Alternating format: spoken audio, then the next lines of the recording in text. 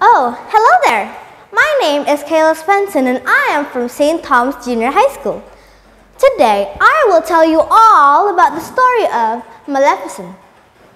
Once upon a time, there were two neighboring kingdoms. The first one was the magically and mystical Moor that is ruled by a very powerful fairy named Maleficent. The second one is a modern kingdom ruled by a very selfish king named King Henry. As a young girl, Maleficent met and fell in love with a young peasant boy named Stefan. But alas, her true love was broken and her wings cut off by him because of his desire to be the king. Many years later, King Stefan had a baby girl, which he and his wife decided to name Aurora. They threw a big party for her, and 3 fairies decided to come to give her a blessing. She will grow beautiful, the first fairy sang, with a wonderful voice.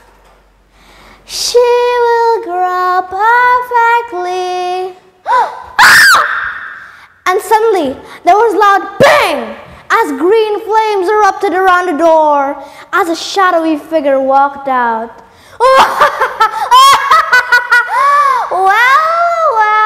Well, what did I miss? Maleficent said with a smirk. Guards, get her out of here! The king yelled as all the guards rose. Now, dear, don't be so bitter, Maleficent said, and with the flick of her wand, all of the guards' peers disappeared. What do you want, Maleficent? Me? Oh, I just came to give the princess a blessing, of course. Your blessing won't be accepted, now leave! The warning was ignored. As flames rise around the baby's crib, Maleficent's eyes started to glow, and her words echoed.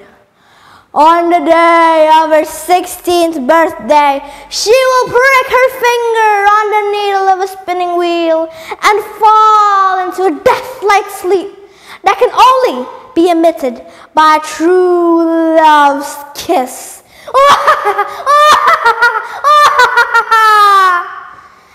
And with an evil laugh, she was gone. In an attempt to stop the curse, the king placed all of the kingdom's spinning wheels into the dungeon and burned them. He also sent Aurora off to live with the 3 fairies in a faraway cottage. As Aurora grew older, all of the blessings the fairy gave her came true. She was a very beautiful and talented dancer and singer. One day, as she was walking in the woods, she felt someone staring at her. Who's there? She called out. And slowly from the leaves emerged a dark, horned figure, the figure of Maleficent. Who are you? Aurora asked. I am your godmother. And then they chatted while they walked around the woods. When Aurora came back to the fairy's cottage, Maleficent realized something and she sang, What a big mistake I had made years ago. She has grown beautiful.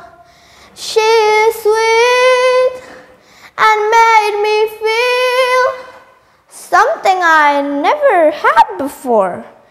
She made me feel having a daughter that I never had. Back at the fairy's cottage, Aurora excitedly told them, My fairy godmother allowed me to stay and live in a moor with her. Dear, what fairy godmother? The 3 fairies asked questioningly. Oh, her name is Maleficent, and she told me that she is the protector of the moor. Immediately, the fairies exchanged worried looks. And when Aurora insisted they tell her why, they had to tell her all about her past and how Maleficent cursed her. Crying, she ran all the way back to the king's castle and met the king. The king ordered all of the guards to lock her up in a room so she'll get nowhere near the dungeons and the burnt spinning wheels. But as the sun starts to set, The curse that was placed on her began to work, for she found a secret exit and mindlessly starts to walk towards the dungeon and pricking her finger on the needle of a spinning wheel. The king burst into the room just as she fell to the ground, and he cried in agony. The three fairies heard him and helped him move Aurora to the room on the topmost tower. As the king left, Maleficent had managed to sneak inside the castle, and there she stood looking at Aurora until finally she said, "I'm sorry. You might never forgive me, but I understand. I just hope you know that there won't be a day past where I won't miss your smile and your laugh," she said as she kissed Aurora's forehead, preparing to sneak out again. But then she heard a small whisper, "Godmother?" And as she looked back, tears pouring down her face, Aurora was awake. She couldn't believe her eyes at first, but then she stood up and hugged her, and she knew it wasn't a dream.